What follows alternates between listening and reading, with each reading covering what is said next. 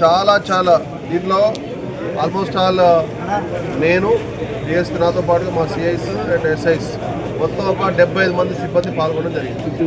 మా జిల్లా ఫోర్స్ అంతా కూడా 75 మంది సిబ్బంది ఆఫీసర్ వాళ్ళందరూ కూడా పాల్గొనడం జరిగింది.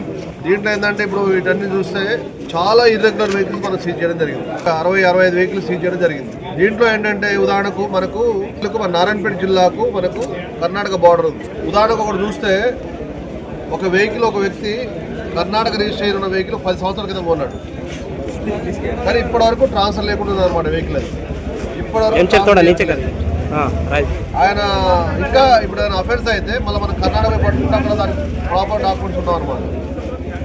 అలాగే హైదరాబాద్ నుంచి కొన్ని వెహికల్ కొంటున్నాం, ఆ వెహికల్ 2-3 ఏళ్ళు అయినా కానీ వాటి ట్రాన్స్ఫర్ లేదు.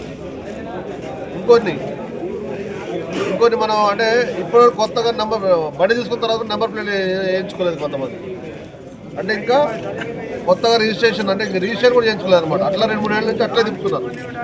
దీనివల్ల ఏంటంటే మనకు ఎక్కడైనా నేరం జరిగినా కానీ ఈ పర్టికులర్ బైక్ మీదగా నేరం జరిగినట్లయితే ఎవరు చేశారనేది మనం గుర్తించడం కష్టం అనమాట.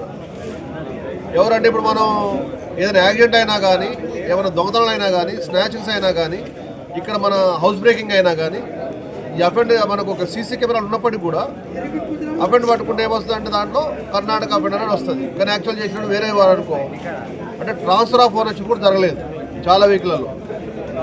తర్వాత transfer of ownership very very important అనమాట. బండి 2-3 మారుతుంది, బట్ అది ప్రాపర్ ఓనర్షిప్ లేదు. ఇలాంటి ఇర్రెగ్యులారిటీ గుర్తించడం జరిగింది.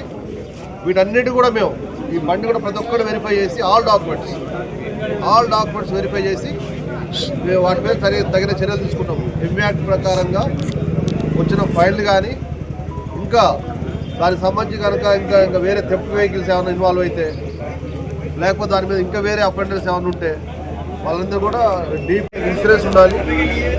తర్వాత హెల్మెట్ ఉండాలి. ఇవన్నీ మీరు అన్ని యూట్యూబ్లో అన్నీ చూస్తుంటారు, సోషల్ మీడియాలో చూస్తుంటారు. మన హెల్మెట్ లేకపోతే ఎన్ని ప్రమాదాలు అనేవి. హెల్మెట్ లేకపోతే ఎంతోమందికి యాక్సిడెంట్ అయ్యి బ్రెయిన్ డెడ్ అయిన వాళ్ళు ఉన్నారు. కాబట్టి మీ అందరూ కోరుకునేది ఏంటంటే ఈ డాక్యుమెంట్స్ ప్రాపర్గా ఉండాలి అండ్ హెల్మెట్ కూడా ధరించండి, సేఫ్గా ఉండండి. తద్వారా మనకు యాక్సిడెంట్ ఇలాంటివి కూడా మనం తగ్గించ అవుతాము. తర్వాత ఈ దొంగతనాలు ఇలాంటివి కూడా